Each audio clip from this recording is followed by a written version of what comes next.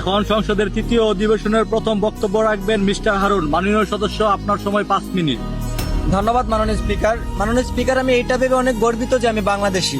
প্রকৃতির এই সবুজে শ্যামলে ভরা 6 ঋতু দিয়ে গড়া সুন্দর একটি দেশ যার নাম বাংলাদেশ। কিন্তু অত্যন্ত দুঃখের সাথে বলতে হয়, এই অকালপক্ষ দেশে শান্তি, সম্মান, মানবতা, ন্যায় বিচার কোনোটাই নেই মাননীয় স্পিকার। মাননীয় স্পিকার, আমরা এমন এক দেশে জন্মগ্রহণ করেছি যে দেশে আইনের চেয়েও মাদক কারবারিদের পাওয়ার বেশি।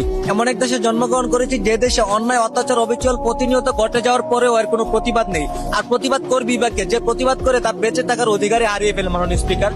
মাননীয় স্পিকার, আজ আমরা উন্নতিশীল জাপান থেকে প্রায় 200 বছর পিছিয়ে কেন জানেন? তারা সরকারের আদেশ অনুযায়ী প্রতিদিন 8 ঘন্টা ব্যক্তিগত ডিউটি করার পরেও নির্দিষ্ট 2 ঘন্টা দেশ এবং দেশের উন্নয়নের লক্ষ্যে কাজ করে থাকে মাননীয় স্পিকার।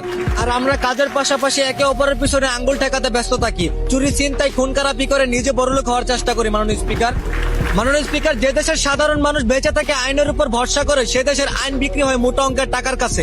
যে দেশের মা বোনেরা রাস্তায় হাঁটলে সম্মান নয় ধর্ষণ হয়, সে অভিশপ্ত দেশে কিভাবে আল্লাহর রহমত আসবে মাননীয় স্পিকার?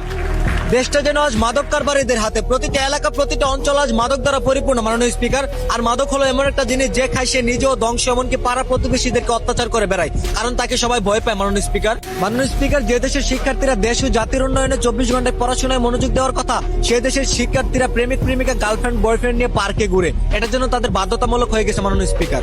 যে দেশে স্কুল ড্রেস পরে শিক্ষার্থীরা ভালোবাসার মানুষ নিয়ে পার্কে জড়িয়ে ধরে বসে থাকে, বুকরা হিজাব পরে টিকটকে নাচানাচি করে, সেই জাতি কখনো দেশের উন্নয়নের আশা করতে পারে না মাননীয় স্পিকার।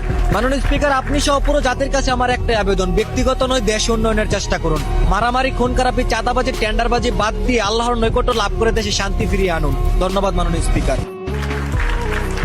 দ্বিতীয়বারের মতো সংসদে বক্তব্য রাখবেন মোহাম্মদ দুলাল। মাননীয় সদস্য, আপনার সময় 6 মিনিট।